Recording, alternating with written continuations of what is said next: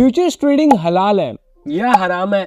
अब इस क्वेश्चन ने आपको बहुत ज्यादा परेशान कर दिया होगा। अगर आप YouTube पे जाए तो आपको थाउजेंड्स ऑफ वीडियोस मिल जाएंगी जिसमें बताया गया है कि क्या फ्यूचर्स ट्रेडिंग हलाल है या हराम है, लेकिन किसी भी वीडियो में प्रॉपर लॉजिकल रीजनिंग के साथ ये एक्सप्लेन नहीं किया गया कि क्या चीज ठीक है। अब अगर आप मुस्लिम हैं और क्रिप्टो में फ्यूचर्स ट्रेडिंग करते हैं या इन जनरल फ्यूचर्स ट्रेडिंग करते हैं, तो आज की वीडियो में मैं आपको एक्सप्लेन करूंगा प्रॉपर लॉजिकल रीजनिंग के साथ कि क्या सही है और क्या गलत है। आपने वीडियो कंप्लीट देखनी है, क्योंकि ऐसा ना हो कि आप वीडियो स्किप कर दें और आपको जो लॉजिकल रीजनिंग है उसकी सही से फिर समझ ना आए और आप फ्यूचर्स ट्रेडिंग को हराम समझने लग जाएं या हलाल समझने लग जाएं। साथ ही वीडियो में आपके लिए 3 सरप्राइजेज है जिनको आप हरगिज मिस नहीं करना चाहेंगे। तो without any further due video start करते हैं। अब सबसे पहले हम ये समझेंगे कि फ्यूचर्स ट्रेडिंग है क्या, यानी स्पॉट में और फ्यूचर में डिफरेंस क्या है। साथ ही साथ जो आप बाइनांस पे फ्यूचर्स ट्रेडिंग करते हैं वो परपेचुअल फ्यूचर्स है, तो परपेचुअल फ्यूचर्स और जो नॉर्मल कन्वेंशनल फ्यूचर्स है उसमें क्या डिफरेंस है और क्या एक पर्टिकुलर फ्यूचर हराम है और दूसरी हलाल है, ये सारे डाउट अभी हम क्लियर करते हैं। ये कॉन्सेप्ट क्लियर करने से पहले आपको ये समझना बहुत ज्यादा जरूरी है कि किसी भी चीज को हलाल या हराम कैसे डिक्लेयर किया जाता है। तो इसका बहुत सिंपल सा आंसर है कि जो अल्लाह का हुक्म होता है हम उसको एज इट इज लेके चलते हैं। अगर कोई भी पर्टिकुलर चीज हलाल या हराम डिक्लेयर कर दी गई है हम उसे फॉलो करेंगे और फिर उस पर अपनी रिसर्च करेंगे कि क्या लॉजिकल रीजनिंग है जिस वजह से उसको हलाल या हराम डिक्लेयर किया गया है, वो बात की चीज है। तो आज की वीडियो में हम कुरान और हदीस दोनों से गाइडेंस लेंगे, साथ ही हम लॉजिकल रीजनिंग भी ढूंढेंगे कि फ्यूचर्स ट्रेडिंग हलाल या हराम क्यों है। एक और चीज मैं आपको क्लियर कर दूं कि मैं कोई मुफ्ती नहीं हूं, लेकिन मेरी काफी मुफ्तियान इकराम से बातचीत हुई है इस स्पेसिफिक टॉपिक पे। उसके अलावा हमारे जो उलमा हैं जिन्होंने फ्यूचर्स ट्रेडिंग के रिगार्डिंग फतवे दिए हैं, so dealing in futures it's not permitted. Principle laid down by the Holy Quran and by the hadith of Rasulullah sallallahu alaihi wasallam is that you cannot sell a commodity that you do not own. Future trading अगर इस तरह से हो रही है कि आपने future में कोई खरीदो फरोख्त का मामला डन कर लिया है तो ये हराम है, नाजायज है। How are you going to repay this? This is clear gambling and it's totally prohibited and not allowed. अब हम फ्यूचर्स ट्रेडिंग को समझते हैं। तो बेसिकली फ्यूचर्स ट्रेडिंग में एक फ्यूचर्स कॉन्ट्रैक्ट होता है, यानी दो पार्टिसिपेंट हैं, उनके दरमियान में एक कॉन्ट्रैक्ट हो रहा है किसी भी पर्टिकुलर एसेट को बाय या सेल करने का किसी खास प्राइस पे, जिसकी डिलीवरी फ्यूचर में होगी किसी खास टाइम पे। इसको मैं आपको एक रियल लाइफ एग्जांपल से समझाता हूँ ताकि आपको आसानी से समझ आए। फर्ज करें आप एक आदमी के पास जाते हैं जो कि वीट का काम करता है और करंट मार्केट में वीट की प्राइस चल रही है 2000 रुपीज पर केजी के हिसाब से। अब आप उससे ये एग्रीमेंट करते हैं कि फिक्स 2 मंथ्स बाद एक पर्टिकुलर डेट पे मैं तुमसे यही वीट बाय करूंगा 2000 रुपीज पर केजी के हिसाब से।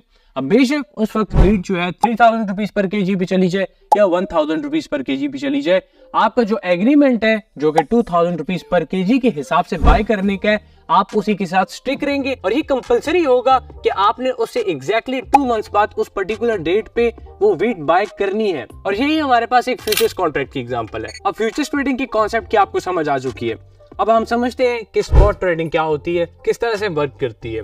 तो स्पॉट ट्रेडिंग बहुत ही सिंपल है, बेसिक है, यानी इसमें आपने बाय करना होता है और बाय करने के बाद आप कोई भी पर्टिकुलर एसेट जितने टाइम पीरियड के लिए होल्ड करना चाहे आप होल्ड कर सकते हैं। लेट्स सपोज अब आप बिटकॉइन बाय करते हैं। बिटकॉइन बाय करने के बाद अब आप जितने टाइम पीरियड के लिए बिटकॉइन को होल्ड करना चाहते हैं आप होल्ड कर सकते हैं। ये आपकी अब पर्सनल चॉइस है, यानी अगर प्राइस डाउन जाती है तब भी आप होल्ड कर सकते हैं इनडेफिनिट पीरियड के लिए।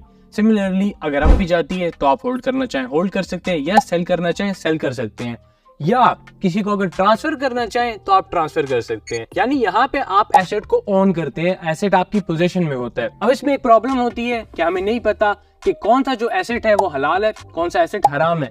यानी बिटकॉइन से हट के जितने भी अल्टरनेटिव करेंसीज हैं, ऑल्ट कॉइन्स हैं, वो सारी हलाल नहीं है। यानी उनमें हमारे पास कुछ पर्टिकुलर प्रोजेक्ट्स होते हैं जो हराम एक्टिविटीज में इन्वॉल्व होते हैं। हराम एक्टिविटी अलग तरह की हो सकती है, हो सकता है वो म्यूजिक इंडस्ट्री से रिलेटेड हो, वो कोई गलत कंटेंट से रिलेटेड हो, या इस तरह की कोई भी चीज जो कि इस्लाम ने प्रोहिबिट की है। तो अब आप इस तरह के पर्टिकुलर प्रोजेक्ट्स का किस तरह पता लगा सकते हैं। यानी अब आप जाते हैं मार्केट में किसी कॉइन को ट्रेड करना चाहते हैं तो आपको कैसे पता चलेगा कि वो हलाल है या हराम है। तो इस प्रॉब्लम को टैकल करने के लिए इस वीडियो का फर्स्ट सरप्राइज है आपके लिए कि मैंने आप लोगों के लिए एक खास वेबसाइट बनाई है। वेबसाइट का नाम है fiatscam.com। नाम से वाज़ेह है, फियाट एक स्कैम है तो fiatscam.com पे आप जाएंगे तो सिंपली यहाँ पे जब आप जाएंगे फ्रंट पे आपको नजर आ रहा होगा कि हलाल या हराम क्रिप्टो करेंसी अगर आप सर्च करना चाहते हैं तो कर सकते हैं। आपने इस पे क्लिक करना है और उसके बाद आप यहाँ पे सर्च कर सकते हैं किसी भी कॉइन का, और अगर तो वो कॉइन हलाल हुआ तो ये वेबसाइट आपको शो कर देगी हलाल है, और अगर तो हराम हुआ तो ये आपको हराम शो कर देगी। ना सिर्फ ये बल्कि आपको रीजनिंग भी दी जाएगी कि क्या प्रॉब्लम्स थी जिस वजह से ये हलाल डिक्लेयर है या हराम है। अब मैं आपको एक बात बहुत क्लियरली बता दूं कि मैं कोई मुफ्ती नहीं हूं और ना ही मैंने किसी मुफ्ती से फतवा लिया इन पर्टिकुलर प्रोजेक्ट्स का कि ये हलाल है या हराम है।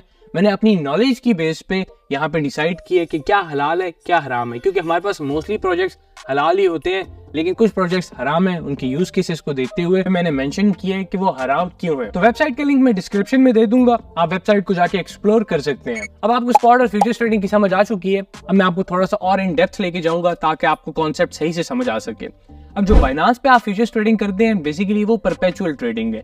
परपेचुअल में क्या होता है कि आप जितने टाइम पीरियड के लिए एक पोजीशन को होल्ड करना चाहे कर सकते हैं। अब नॉर्मल जो कन्वेंशनल फ्यूचर ट्रेडिंग है उसमें आप कोई भी पर्टिकुलर एसेट बाय या सेल करते हैं तो एक खास डेट होती है फ्यूचर में जहाँ पे उस एसेट की डिलीवरी होती है, यानी आपने उस पर्टिकुलर डेट पे डील को क्लोज करना होता है। लेकिन अब हमारे पास जो ये परपेचुअल फ्यूचर्स है एक नया कॉन्सेप्ट है। इसमें क्या होता है कि आप इनडेफिनेट पीरियड के लिए पोजीशन को होल्ड कर सकते हैं, यानी आप जितने टाइम पीरियड के लिए चाहते हैं आप अपनी ट्रेड को ओपन रख सकते हैं, चाहे वो लॉन्ग हो चाहे वो शॉर्ट हो। बस शर्त इतनी है कि बैक पे आपके पास फंड्स जो है रिजर्व्स के तौर पे होने चाहिए। अब हम आते हैं वीडियो के मोस्ट इंपोर्टेंट पार्ट की तरफ, क्योंकि अभी तक मैंने जो आपको बताया है वो कॉन्सेप्ट समझना आपके लिए जरूरी था ताकि आप इस पार्ट को समझ सके। अब यहाँ पे आपको क्लैरिटी मिलेगी कि क्या फ्यूचर्स ट्रेडिंग हलाल है या हराम है। अब समझने की चीज ये है कि फ्यूचर्स ट्रेडिंग में 3 इंपॉर्टेंट कॉन्सेप्ट है और इन्हीं को सोच के हर मर्तबा आप समझते हैं कि ये हराम है। तो अभी आप ये समझिए कि सबसे पहली जो चीज है वो है फंडिंग फी की। अब हो सकता है आपको लगता हो फंडिंग फी इंटरेस्ट है, एक इंटरेस्ट रेट है, लेकिन ऐसा नहीं है।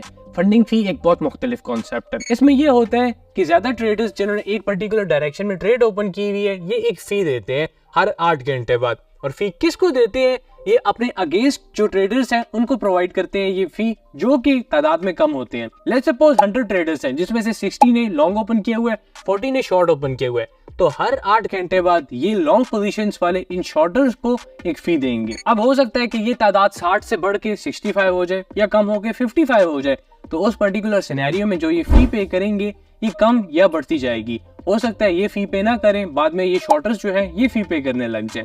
तो अब आपको ये समझ आ चुकी है जो फी है वो फिक्स्ड नहीं है, जबकि इंटरेस्ट रेट में एक फिक्स्ड अमाउंट चार्ज की जाती है फिक्स्ड टाइम इंटरवल के बाद। तो यहाँ पे टाइम इंटरवल तो फिक्स्ड है लेकिन जो फी है वो फिक्स्ड नहीं है। अब यहाँ पे भी डाउट आ सकते हैं कि क्या फंडिंग फी हराम है या हलाल है। हो सकता है अब आप सोच रहे हो कि फंडिंग फी डिडक्ट होने से पहले ही 8 घंटे से पहले हम अपनी ट्रेड जो है क्लोज कर दें, तो क्या ये ठीक मैसेज नहीं होगा? इसको मैं आगे चल के अभी एक्सप्लेन करता हूँ। अब जो सेकंड इंपॉर्टेंट क्वेश्चन है वो है इंटरेस्ट रेट का, कि क्या इंटरेस्ट रेट चार्ज किया जाता है फ्यूचर्स ट्रेडिंग में। तो इसको मैं आपको बहुत सिंपल टर्म्स में आंसर करूंगा ये स्क्रीनशॉट प्रोवाइड करते हुए।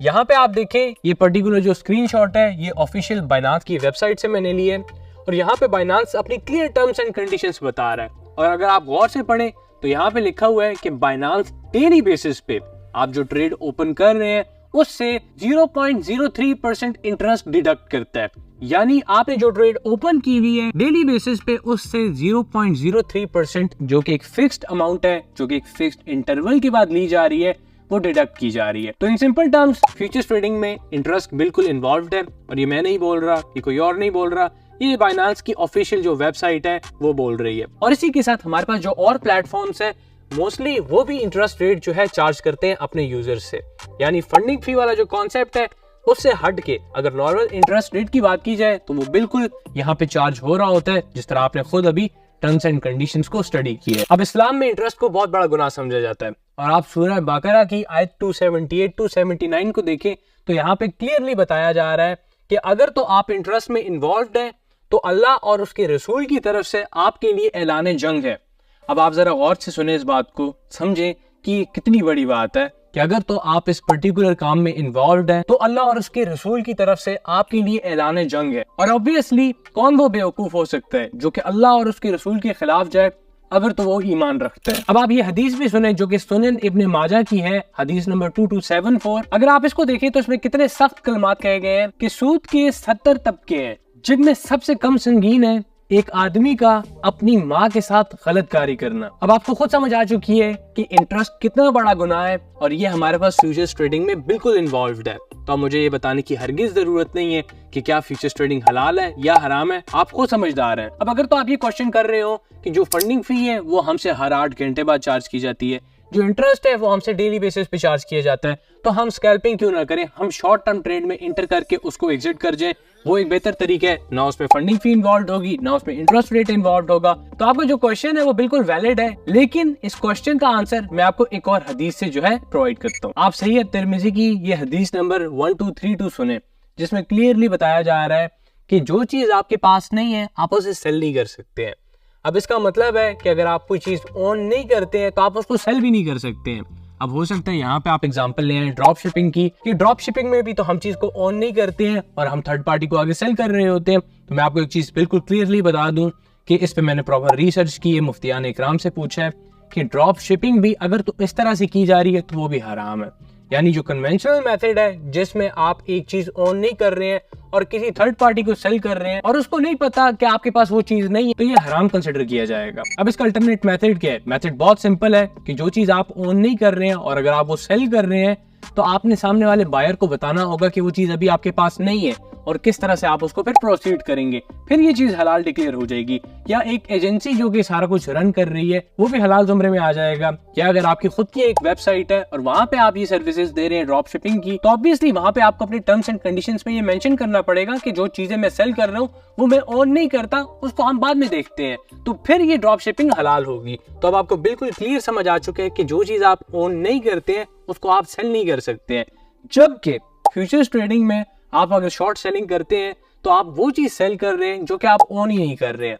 अब ये बात सुनने के बाद आप बोलें चलिए शॉर्ट सेलिंग तो समझ आती है कि हराम है, लेकिन लॉन्ग का क्या है? हम लॉन्ग भी तो कर सकते हैं। तो आप ये चीज समझें कि ये जो पर्टिकुलर हदीस है ये इन जनरल इस सब चीज को कवर कर रही है। यानी आप अंडरलाइंग रूट को समझे, आप ना कि उसके खुल्लम खुल्ला माने लें।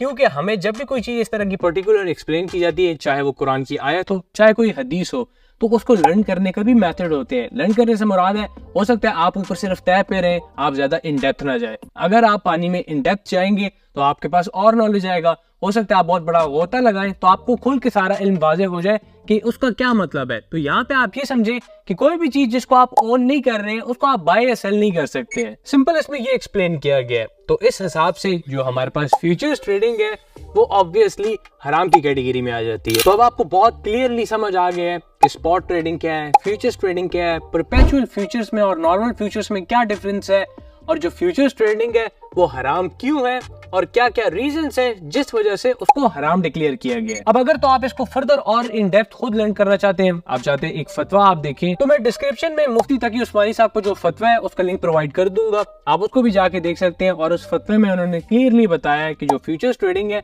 वो हराम है। अब ये सब कुछ जानने के बाद हो सकता है कि आप समझ रहे हो कि फ्यूचर्स ट्रेडिंग में ही सारा पैसा था, स्पॉट में पैसा ही नहीं है, और अब आपके पास थोड़ा सा कैपिटल है, आप उसको प्रॉफिटेबल किस तरह से करेंगे। अब एक चीज मैं यहाँ पे आपको बहुत क्लियरली बता दूं, आप थोड़ा सा खुद अपना ज़हन लगाएं, खुद सोचें कि कौन किसी को इतनी बड़ी अमाउंट एज अ लोन देता है। ऑब्वियसली ये बहुत ही ज्यादा डार्क इंडस्ट्री है, और जो फ्यूचर्स ट्रेडिंग है उसमें आप समझे कि 95% जो ट्रेडर्स हैं वो अपनी मनी लूज करते हैं। अब लूज किस तरह से करते हैं? बहुत सिंपल सी चीज है। फर्ज करें आप लॉन्ग कर देते हैं मार्केट को, आप एक्सपेक्ट कर रहे हैं कि मार्केट ऊपर जाएगी, और इसी तरह आपके साथ जो और भी बहुत से ट्रेडर्स हैं वो भी लॉन्ग कर देते हैं। अब यहाँ पे होगा क्या कि जो बड़े मैनिपुलेटर्स हैं, एक्सचेंजेस हैं, व्हेल्स हैं, वो आपके अगेंस्ट शॉर्ट पोजीशन ओपन कर देंगी और मार्केट में कोई फंड आ जाएगा, कोई भी इस तरह की चीज आएगी जिस वजह से आपका अकाउंट बुरी तरह वॉश हो जाएगा। तो कहने का मतलब है, हो सकता है आप थोड़े थोड़े पैसे बना रहे हो, लेकिन वो एक ही बार में आपको ऐसा झटका देंगे कि आप खुद भी नहीं समझ सकेंगे कि हुआ क्या है।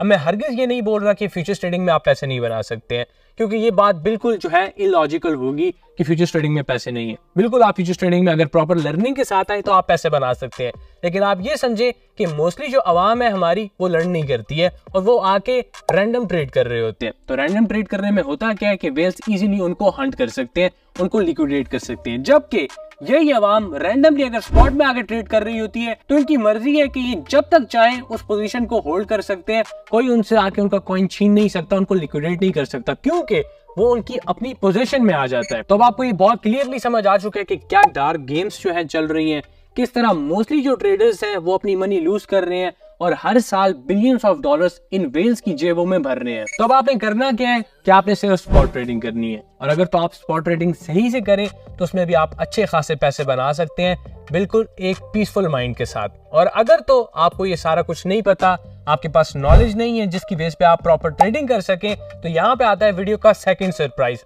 और वो ये कि अगर तो आप ये सब कुछ मेरे साथ 1-to-1 सेशन में सीखना चाहते हैं, जिसमें हम technical, fundamental, on chain, risk management, psychology, सब चीजों को मास्टर करेंगे, तो आप फौरन डिस्क्रिप्शन में दिए गए कैलेंडर के लिंक के थ्रू मेरे साथ फ्री 15 मिनट का कंसल्टेशन सेशन बुक कर सकते हैं, जहां हम देखेंगे कि whether you are a right fit for the personal mentorship और नॉट। मैंने मोस्टली क्वेश्चंस इस वीडियो में एड्रेस कर दिए हैं, लेकिन आपके दिमाग में एक और क्वेश्चन भी हो सकता है कि आप जो प्रॉफिट जनरेट कर चुके हैं फ्यूचर्स ट्रेडिंग से, अब आपने उसका क्या करना है। सूरह बकरा की आयत नंबर 278 और 279 के एंड पे क्लियरली बता दिया गया है कि अगर तो आपने कुछ प्रॉफिट्स जनरेट कर लिए हैं और उसमें इंटरेस्ट इन्वॉल्व था, तो अब आप अपनी जो मनी है उसको प्योरीफाई कैसे कर सकते हैं। आप इसको गौर से देखें। अब आप यहाँ पे क्लियरली देख सकते हैं, जो हमारे पास लास्ट आयत है उसमें लिखा हुआ है कि if you repent you may have your principal. इसका मतलब है कि अगर तो आप तौबा कर लेते हैं तो आपकी जो प्रिंसिपल अमाउंट थी, यानी जो इन्वेस्टेड अमाउंट थी, वो आप वापस ले सकते हैं, और उसके ऊपर जो प्रॉफिट जनरेट किया गया है